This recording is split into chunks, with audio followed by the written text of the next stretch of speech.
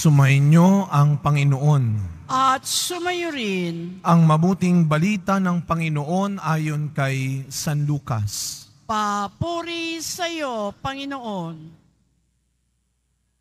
Noong si Herodes ang hari ng Judea, may isang saserdote na ang ngalay Zacarias, sa pangkat ni Abias, at mula rin sa lipin ni Aaron ang kanyang asawang si Elizabeth.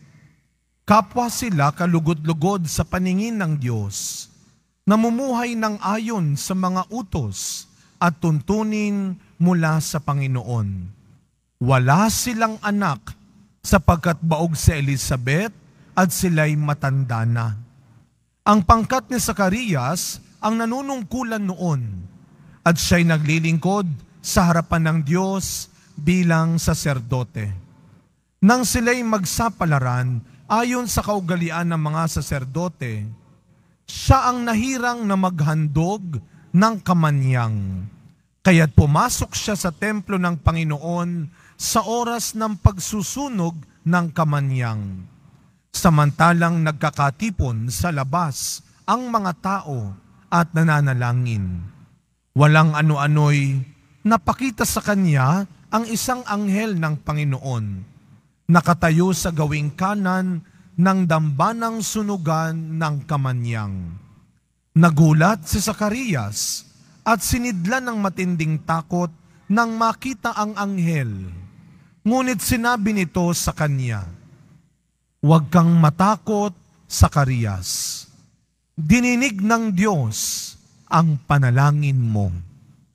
Kayo ni Elizabeth ay magkakaanak ng isang lalaki, at Juan ang ipangangalan mo sa kanya. Ikaw ay matutuwa at magiging maligaya, at marami ang magagalak sa kanyang pagsilang sapagkat siya'y magiging dakila sa paningin ng Panginoon. Hindi siya iinom ng alak o anumang inuming nakalalasing.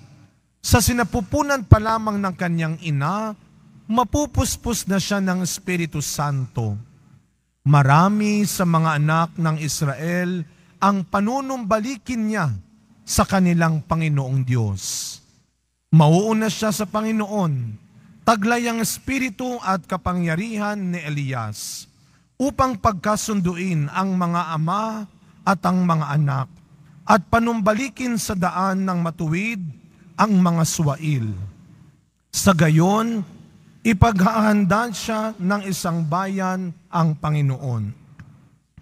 Sinabi ni Zacarias sa anghel, "Paano ko po matitiyak na mangyayari ito? Sapagkat ako'y napakatanda na at gayon din ang aking asawa." Sumagot ang anghel, "Ako si Gabriel na naglilingkod sa harapan ng Diyos. Sinugo ako upang ihatid sa inyo ang mabuting balitang sinabi ko na sa inyo. At ngayon, mabibingi ka't hindi makapagsasalita hanggang sa araw na maganap ang mga bagay na ito, sapagkat hindi ka naniwala sa mga sinabi ko na matutupad pagdating ng takdang panahon." Samantala, naghihintay naman kay Zacarias ang mga tao.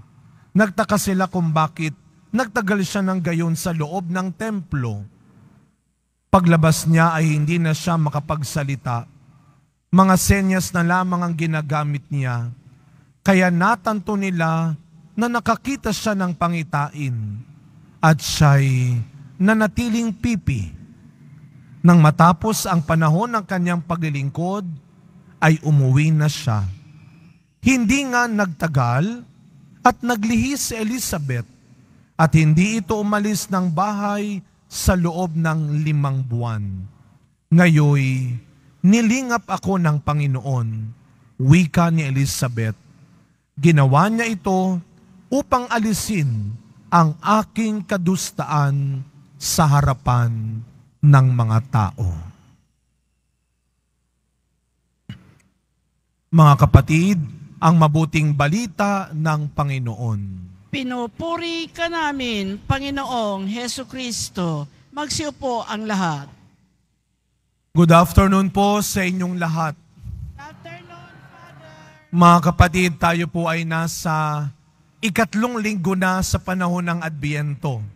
Kaya makikita nyo, 3 kandila na ng ating korona ng Adbyento ang nasisindihan. At ang Adbyento, mga kapatid, ay panahon hindi lamang ng pangakong kaligtasan ng ating Panginoon. Ang pinagninilayan natin ngayong Adbyento ay hindi lang kung paano nangako ang Diyos na ililigtas niya ang tao. Pero ang Adbyento ay panahon din ng katuparan ng pangako ng Diyos. Alam niyo, minsan may mga taong pilosopo. Kapag tinatanong mo, kapag sinabi mo sa kanila, di ba nangako ka? Di ba sabi mo? Di ba nangako ka?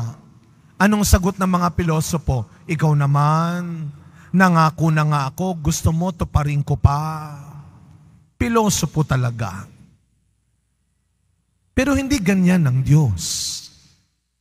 Ang Diyos, nangako at tumupad sa kanyang pangako.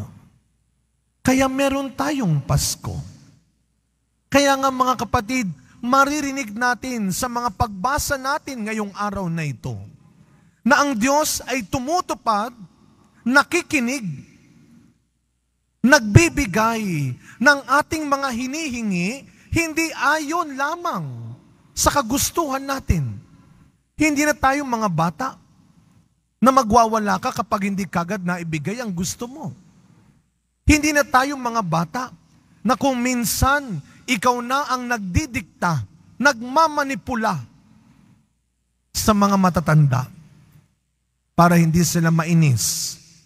Kaya tingnan niyo yung mga bata ngayon, iba na noon, ang bata kapag nagtantrum yan, kapag nagwala yan, titignan lang ng nanay yan. Pagsasabihan lang ng tatay yan, titigil na yan. Ngayon, anong gagawin? Pag nagkukulit, pag umiiyak, pag nagwawala, bigyan ng tablet yan. Bigyan ng cellphone yan. O huwag ka na magulo, maglaro ka na lang, maglaro ka na. Hindi na tayo mga bata.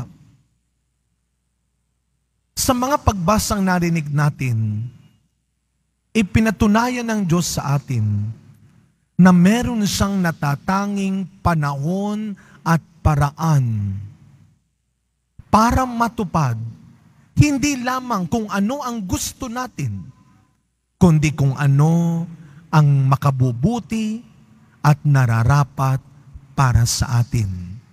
Si Manoah at ang kanyang asawa ay matagal na naghintay. Baog ang kanyang asawa. Ngunit sila ay nanatiling tapat sa kanilang ginagawa. Nanatili silang naglilingkod pa rin. Kagaya ni Zacarias. Hindi porket hindi pa nila nakukuha ang gusto nila, tumigil na ang mundo nila.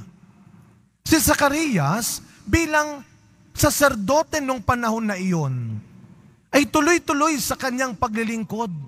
Kahit hindi pa natutupad ang dinadasal nilang mag-asawa. Sa kanilang katandaan, sa matagal nilang paghihintay, hindi sila lumayo sa Diyos. Hindi sila tumalikod sa Diyos. Sana tayo ganun din. Hindi porket hindi mo pa nakukuha ang gusto mo, titigil na ang mundo mo. Marahil wala tayo ng meron ng iba. Marahil hindi tayo ang katulad ng iba. Pero hindi ibig sabihin nun, hindi na magiging makabuluhan, hindi na magiging maayos, at hindi na magiging masaya ang buhay natin. Alam nyo ho, nung ako ay naimbitahang magbigay ng retreat sa Abu Dhabi, sa UAE, sa mga Pilipino, isang araw, ipinasyal nila ako. Doon sa pinuntahan namin, may nakasulat, POD. Ito ay para sa mga POD. Sabi ko doon sa Pilipino, ano yung POD? Father, parang sa atin yan, PWD. Anong ibig sabihin ng PWD? Persons with disability. persons with disability. Mga kapatid nating may kakulangan. Pero alam nyo kung anong ibig sabihin ng POD sa kanila? People of determination. Hindi tinitignan ang kanilang kakulangan, kundi ang kanilang kakayahan.